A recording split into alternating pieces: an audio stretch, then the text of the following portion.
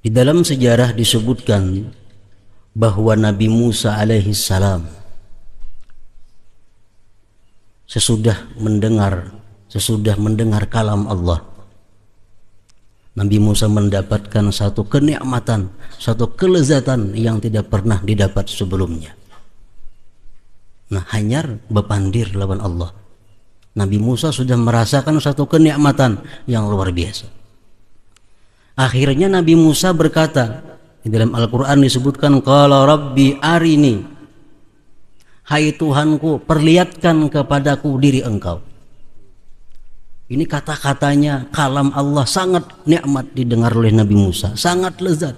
Akhirnya Musa berkata, rabbi arini anzur ilaik, hai Tuhan, perlihatkan kepadaku diri engkau agar aku bisa memandang kepadamu. Nah, musahadah seperti itu baik dalam hal ibadah ataupun di luar ibadah itu kada akan bisa kita dapatkan. Ujar pengarang kitab Iqadul Himam, selama engkau tuhibbul ajilah, selama engkau mencintai sesuatu yang segera, duniawi artinya. Bila mana kita ini cinta kepada dunia, kita kada akan bisa musahadah seperti itu.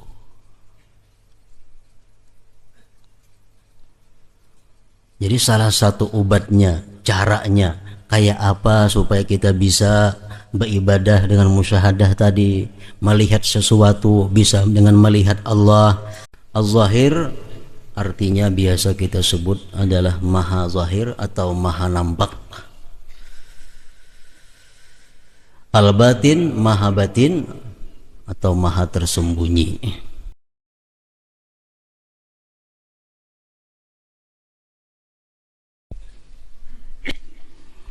Bismillahirrahmanirrahim.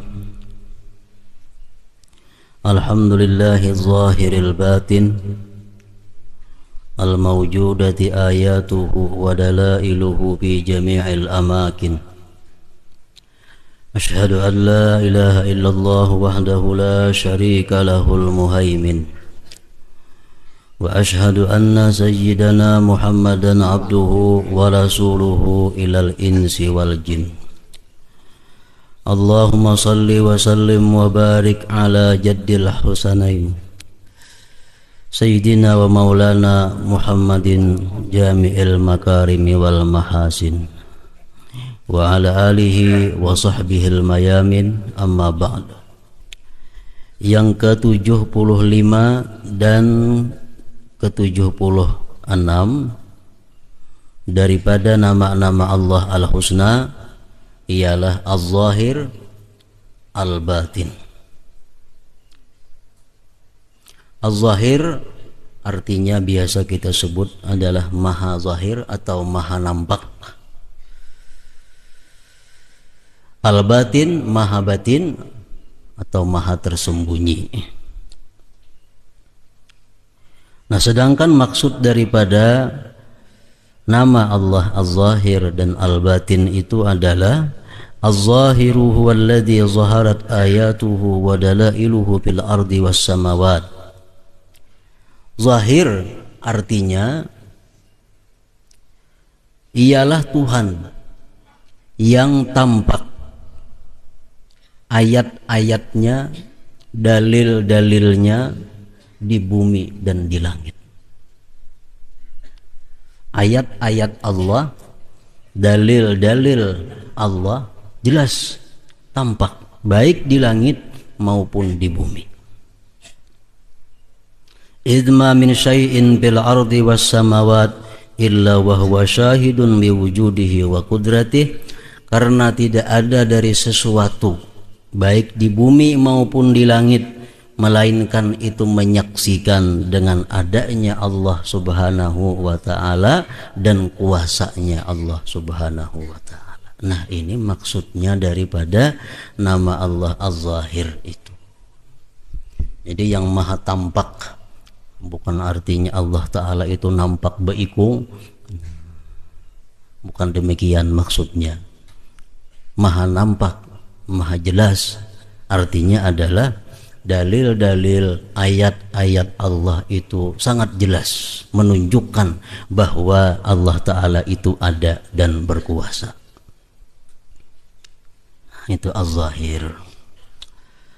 Kemudian al-batin huwallazi la tudraku haqiqatuhu bil hawas awil aqli awil khayal. Al-batin ini artinya adalah Tuhan yang tidak bisa diperdapati hakikatnya dengan panca indera atau dengan akal atau dengan khayal. Jadi kayak apa Allah itu hakikatnya, kayak apa Allah itu zatnya, kada bisa diperdapati oleh panca indera kita, kada bisa diperdapati oleh akal kita, apalagi oleh khayal, oleh khayalan-khayalan. Karena dia itu al-batin, maha tersembunyi. Para muhibbin rahimakumullah, di dalam sejarah disebutkan bahwa Nabi Musa alaihi salam sesudah mendengar kalam Allah, Nabi Musa mendapatkan satu kenikmatan, satu kelezatan yang tidak pernah didapat sebelumnya. Nah, hanyar bepandir lawan Allah. Nabi Musa sudah merasakan satu kenikmatan yang luar biasa. Akhirnya Nabi Musa berkata, di dalam Al-Quran disebutkan, qala rabbi arini, hai Tuhanku, perlihatkan kepadaku diri engkau. Ini kata-katanya kalam Allah sangat nikmat didengar oleh Nabi Musa, sangat lezat. Akhirnya Musa berkata, rabbi arini anzur ilaik, hai Tuhan, perlihatkan kepadaku diri engkau agar aku bisa memandang kepadamu. Ini Musa hendak mengetahui zat Allah itu macam apa. Allah Subhanahu wa ta'ala menjawab, qala lan tarani walakin inzur ilal jabal fa in istaqarra makanahu fasawfa tarani.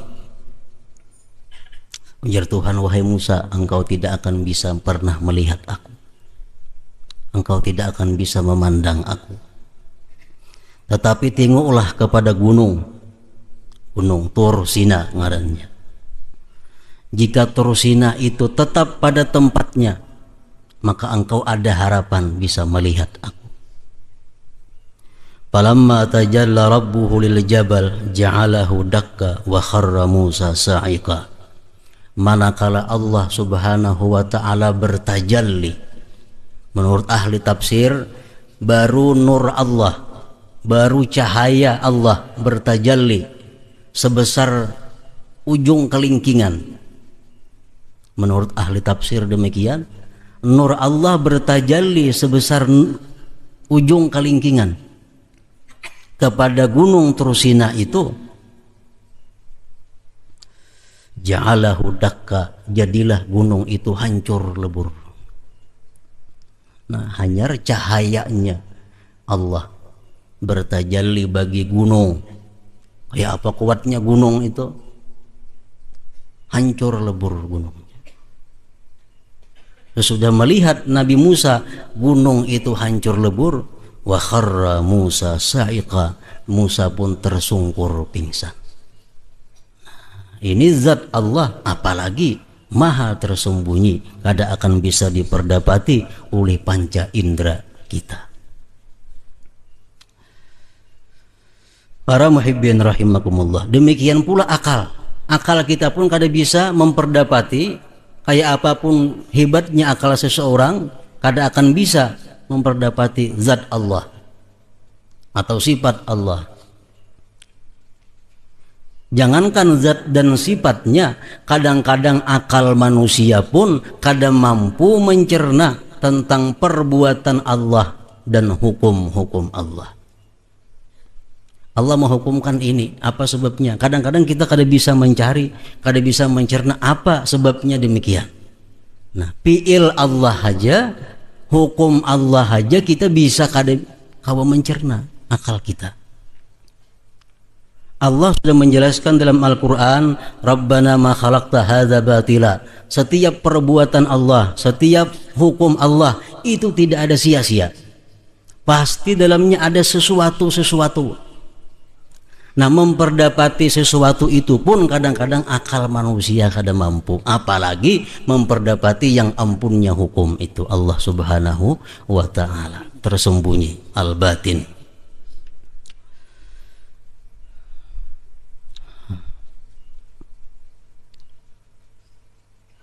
Kadang-kadang manusia oleh karena kesungguhannya Allah beri satu rahasia dari sekian banyak rahasia yang tersembunyi di dalam hukum Allah. Atau contoh umpamanya, Allah Subhanahu wa ta'ala di dalam Al-Quran mengharamkan daging babi. Ini tersebut di dalam tafsir Sayyid Qutb Zilalul Quran. Allah mengharamkan daging babi. Daging lain boleh, sapi boleh, unta boleh, kuda boleh, babi jangan.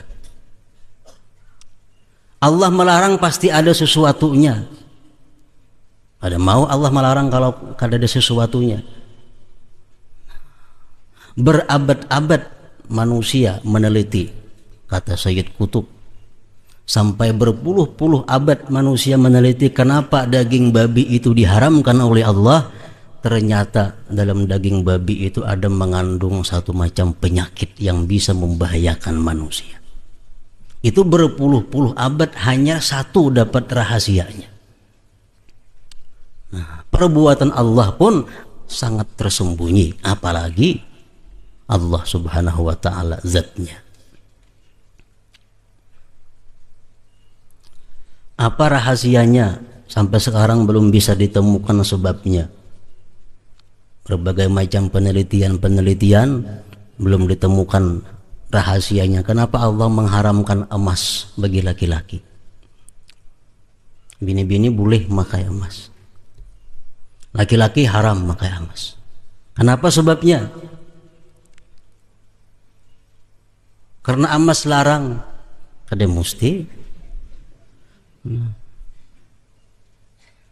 Laki-laki boleh memakai permata walaupun miliaran harganya. Laki-laki boleh memakai yakut, memakai berlian, memakai apa boleh. Tapi kalau emas kada boleh. Oh, karena emas kuning, bukan kuningnya. Memakai wasi kuning boleh aja laki-laki. Atau memakai sapuhan emas boleh aja, asal jangan emasnya. Nah, kenapa sebabnya? Pasti ada sebabnya kenapa laki-laki dilarang memakai emas. Nah, sampai sekarang belum diketahui apa rahasianya yang sebenarnya laki-laki itu dilarang memakai emas. Ada pendapat mengatakan kalau laki-laki itu memakai emas menyerupai bini-bini, menyerupai perempuan. Pendapat ini ditolak. Karena boleh aja kita begalang emas laki-laki, bau tas emas, bau tas kuning, begalang kuning yang terbuat bukan dari emas, walaupun cilangnya harat pada emas. Nah, jadi bukan karena itunya.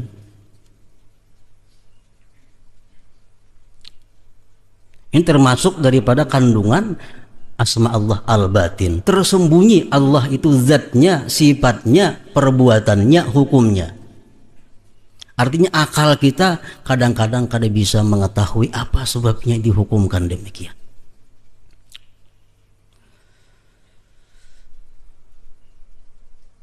Yang belum ditemukan sampai saat ini oleh para ahli-ahli Islam, anjing. Kenapa sesuatu yang disentuh anjing itu dibasuh 7 kali? Bahkan salah satunya dengan tanah. Tapi kalau kamihnya orang kafir kadang macam itu. Orang kafir itu kamih kadang macam itu. Karena kamihnya kita membasuh biasa aja. Apalagi najisnya binatang-binatang lain kadang macam itu. Tapi kalau anjing itu diperintahkan kita basuh 7 kali, salah satunya dengan tanah. Nah, ada apa di balik rahasia demikian hukum Allah Subhanahu wa ta'ala? Nah, inilah al-batin. Allah itu maha tersembunyi. Tapi pasti ada rahasia. Mungkin di abad berapa akan datang ditemukan rahasia-rahasia seperti itu. Contoh lagi tentang al-batin, kandungan al-batin adalah hukum Islam, ajaran Allah mengajarkan kepada kita kalau kita makan tangan kanan, jangan tangan kiri. Nah, ini mungkin sudah berapa puluh abad diteliti oleh mereka-mereka ahli. Kenapa kita disuruh makan tangan kanan, jangan tangan kiri? Ternyata menurut satu penelitian bahwa di tangan kanan ini ada sesuatu kelebihan yang kada dimiliki oleh tangan kiri. Nah, apa kelebihannya itu? Sesuatu itu apa? Bila memegang sesuatu makanan, menjapai sesuatu makanan, bakas nang dijapai tangan kanan ini talambat basi daripada nang dijapai tangan kiri.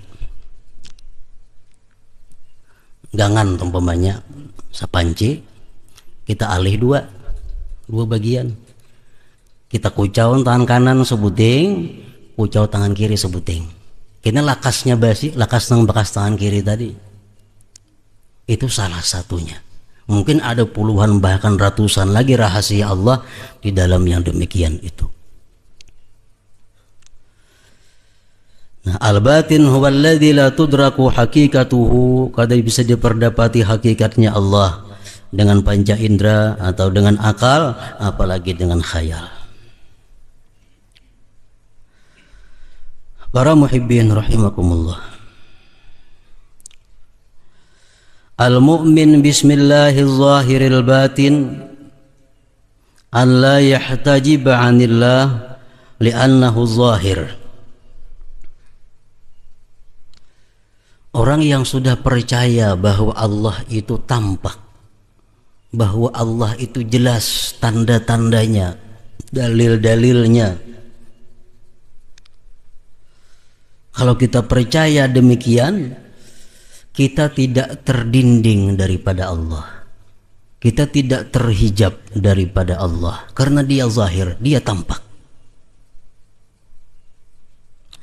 Bal yushahidullaha fi kulli syai'in wa inda kulli syai'in wa ma'a kulli syai' wa qabla kulli syai'in wa ba'da kulli syai'in wa fawqa kulli syai' wa tahta kulli syai'in wa muhitan bi kulli syai'. Kalau sudah kita percaya bahwa Allah itu maha tampak, maha jelas, kita kada akan terdinding daripada Allah. Bahkan kita bisa menyaksikan Allah itu pada tiap-tiap sesuatu, di sisi tiap-tiap sesuatu, beserta tiap-tiap sesuatu, sebelum tiap-tiap sesuatu, sesudah tiap-tiap sesuatu, di atas tiap-tiap sesuatu, di bawah tiap-tiap sesuatu, dan meliputi dengan segala sesuatu. Nah, ini Allah subhanahu wa ta'ala az-zahir, Dia tampak. Setiap kali kita menyaksikan sesuatu, yang tampak adalah Allah subhanahu wa ta'ala. Baik sebelumnya, sesudahnya, di atasnya, di belakangnya, di bawahnya, mukanya, semuanya. Kalau bujur-bujur kita mengakui bahwa Allah ta'ala itu zahir.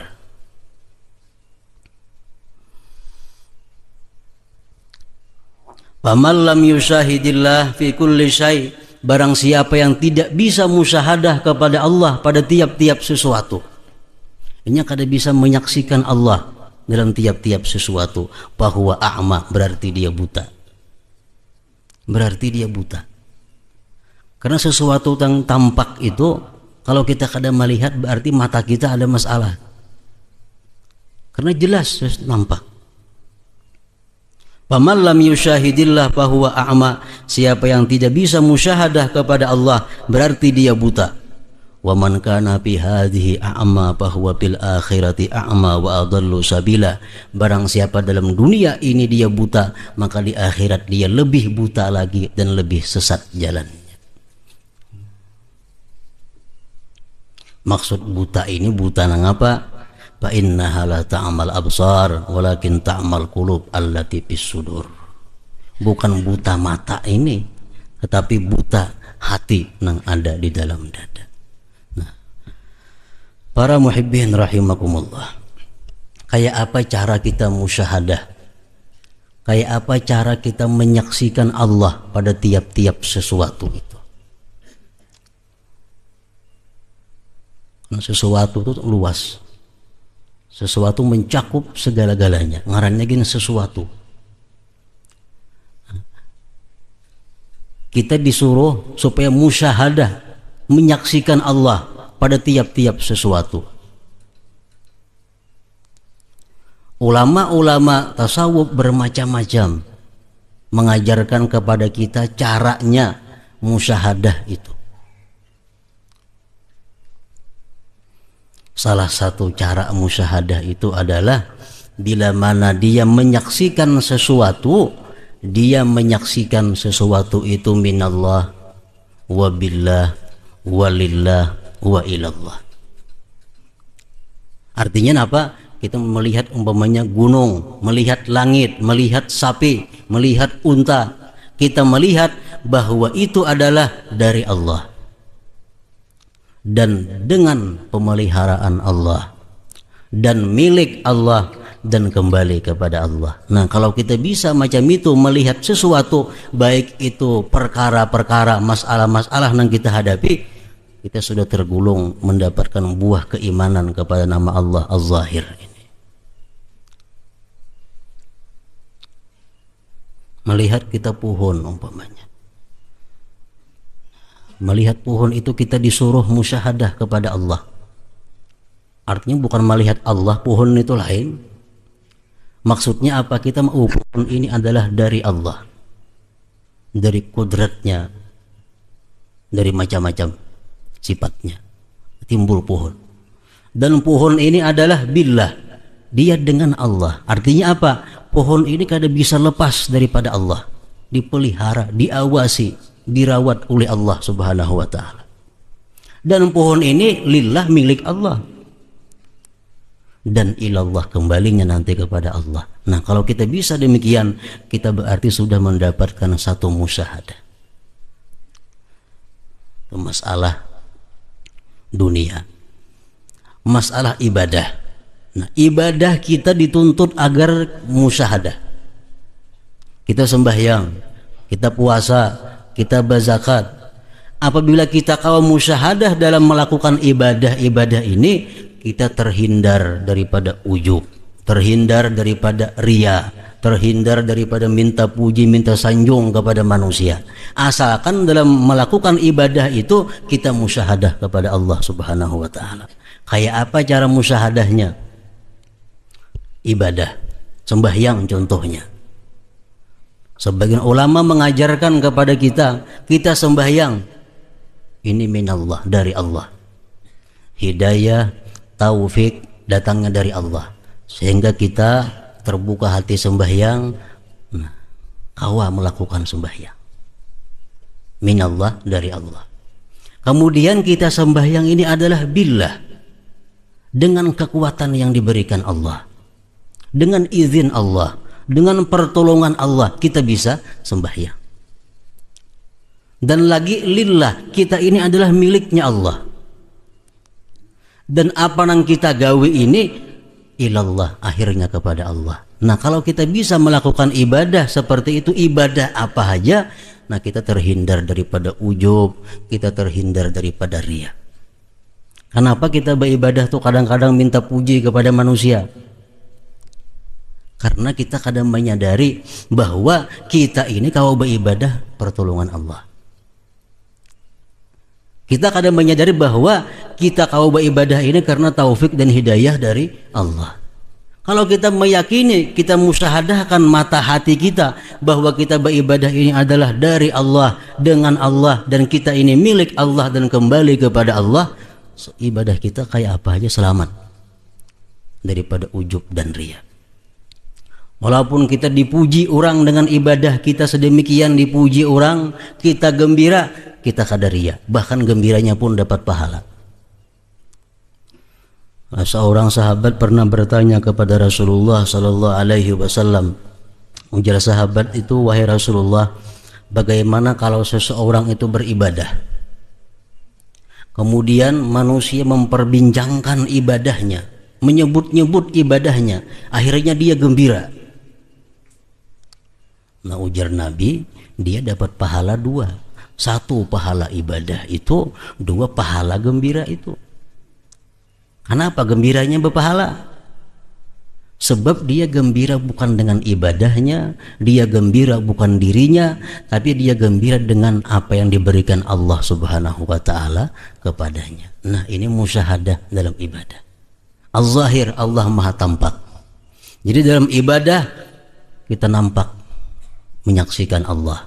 Di luar ibadah pun kita melihat Allah, menyaksikan Allah Subhanahu wa ta'ala. Nah, ini tuntutan dari keimanan kita kepada Az-Zahir ini.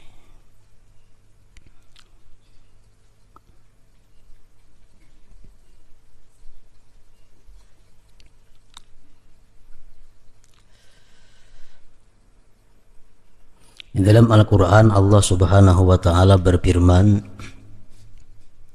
"Unzuru madza fis samawati wal ardh." Nah, ini Allah Subhanahu wa ta'ala menyuruh kita berpikir. Unzuru madza fis samawati wal ardh. Ujar Tuhan, tengok, pikirkan sesuatu apa yang ada di langit dan di bumi. Allah kadang menyuruh kita melihati langit, Allah kadang menyuruh kita mengitihi bumi, Allah kadang menyuruh kita mengitihi unta, Allah kadang menyuruh kita mengitihi laut, Allah kadang menyuruh kita memandang gunung. Tetapi Allah menyuruh ada apa di balik gunung itu, apa ada di balik laut itu, ada apa di balik unta itu, ada apa di balik bumi itu. Ini yang disuruh Allah kita pikirkan. Unzuru madza fis samawati wal ardh. Nah, bukan Allah kadang nyuruh kita mengitihi pohon, kada. Allah kadang nyuruh mengitihi langit hari-hari, kada. Tapi kita disuruh mengitihi sesuatu yang ada di balik langit itu. Nah, kenapa langit itu bisa berdiri kukuh tanpa ada tiang sedikit pun? Nah, tentu dengan kekuatan Allah Subhanahu wa ta'ala. Nah, ini musyahadah, ini maksudnya. Para muhibbin rahimakumullah. Nah, musyahadah seperti itu, baik dalam hal ibadah ataupun di luar ibadah, itu kada akan bisa kita dapatkan. Ujar pengarang kitab Iqadul Himam, selama engkau tuhibbul ajilah, selama engkau mencintai sesuatu yang segera, duniawi artinya. Bila mana kita ini cinta kepada dunia, kita kada akan bisa musyahadah seperti itu.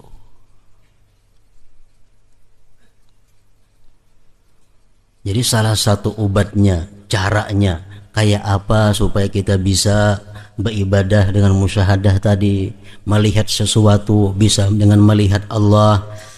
Ujar ulama sufi mengatakan, haddid basirataka bidawamil fikri fi ayatillah wa kasrati zikri wa suhbati salihin. Kalau kita kada bisa musyahadah seperti tadi, kita melihat pohon nyiur itu bang sama jam, kada bisa kita melihat di mana datangnya pohon nyiur ini, kenapa bisa hidup kayak ini ganalnya. Kada pernah kita mikirkan macam itu. Kenapa? Sebabnya karena mata hati kita ini ada sesuatu. Nah, tajamkan mata hati engkau itu dengan 3 perkara. 1, dawamil fikri fi ayatillah. Selalu berpikir tentang ayat Allah. Menajamkan mata hati. Selalu berpikir pada ayat Allah. Yang kedua, kasrati zikri, banyak-banyak zikir la ilaha illallah. Yang ketiga, bakawan, bersahabat, berkumpul lawan orang-orang nang saleh. Nah, ini untuk menajamkan mata hati. Jadi kayak apa supaya kawa melihat nang apakah, ingat lawan Allah. Kejadian apa nang menimpa seorang, ingat lawan Allah. Datang nikmat, ingat lawan Allah. Datang musibah, ingat lawan Allah. Sembahyang pun ingat lawan Allah. Kayak apa supaya kawan itu 3 macam. Gunakan pikir tentang ayat Allah. Nah, yang kedua, banyak-banyak zikir. La ilaha illallah 10.000 kah sehari. Yang ketiga, berkumpul lawan orang-orang saleh. Berkumpul orang saleh ini kadang alih. Berkumpul orang saleh itu kadang alih. Kalau kita kau berjamaah tiap waktu ke masjid, berkumpul orang saleh sudah. Zuhur ke masjid berjamaah, atau kamu langgar, kamu salah, tiap waktu itu sudah berkumpul dengan orang-orang saleh.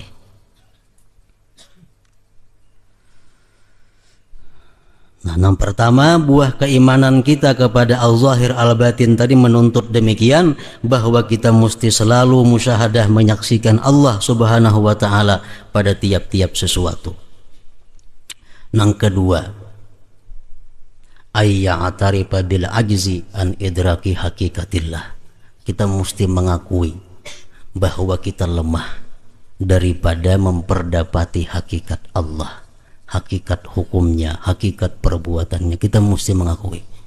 Jadi kalau ada hukum Allah A, gawi, jangan banyak tanya makan apa macam ini, ada apa, kita kada mampu memperdapati hal-hal seperti itu. Nah, karena ini al-batin, maha tersembunyi.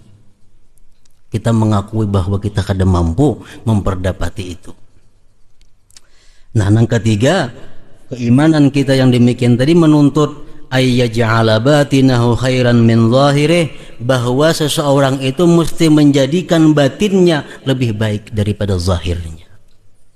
Kan kita ini ada hati, ada zahir, ada hati, ada anggota. Nah, kita dituntut supaya hati kita ini lebih baik daripada zahir kita.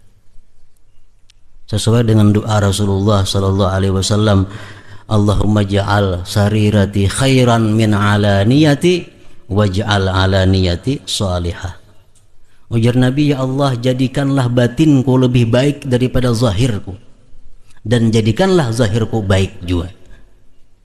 Jadi bukan artinya asal hati baik, zahir kada, bukan itu. Zahir mesti baik, tapi hati mestinya lebih baik lagi. Nah, dari sini kita mengetahui kenapa sebab kita lebih dituntut untuk memperbaiki batin. Li'annahu awwalu nazarillah, karena batin kita ini adalah pandangan pertama Allah subhanahu wa ta'ala. Kita sembahyang, kita puasa, kita berzakat, kita naik haji, kita membaca Quran, yang pertama Allah pandang batin kita. Kalau batinnya baik, hanyar Tuhan mengitihi zahirnya. Kalau batinnya kada baik, zahirnya kada dipandang Tuhan lagi. Orang sembahyang dipandang Tuhan zahirnya, apa batinnya? Ikhlas. Hanyar Tuhan memandang zahirnya, kayak apa syarat rukunnya, adabnya, macam-macam. Kalau orang sembahyang dipandang Tuhan batinnya, kada ikhlas, Allah kada memandang lagi berikutnya, samuan gugur. Nah, jadi mesti artinya perhatian kita kepada batin ini lebih daripada perhatian kepada zahir. Paling abdal zikir apa? Zikir nang beserta hati dan mulut. Jadi dalam hati la ilaha illallah, untung la ilaha illallah, paling abdal. Nomor duanya mana? Zikir hati. Nah, zikir hati. Di hati aja la ilaha atau Allah di hati. Mesti muntung beranai aja, itu lebih baik daripada muntung Allah hati kemana-mana.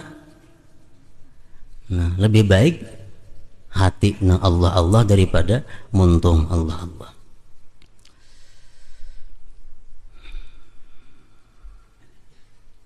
Jadi artinya bukan ini pahamannya bahwa mata kita ayo memandang nang haram, telinga ayo memandang nang haram, penting hati baik, bukan itu maksudnya. Ini zahir mesti baik, tapi hati lebih baik lagi. Nah, itu maksudnya. Nah, demikian. Selanjutnya yang ke-77 adalah Ar-Barru Al-Muhsin. Hadratin Nabi sallallahu alaihi wasallam. Al-Fatihah.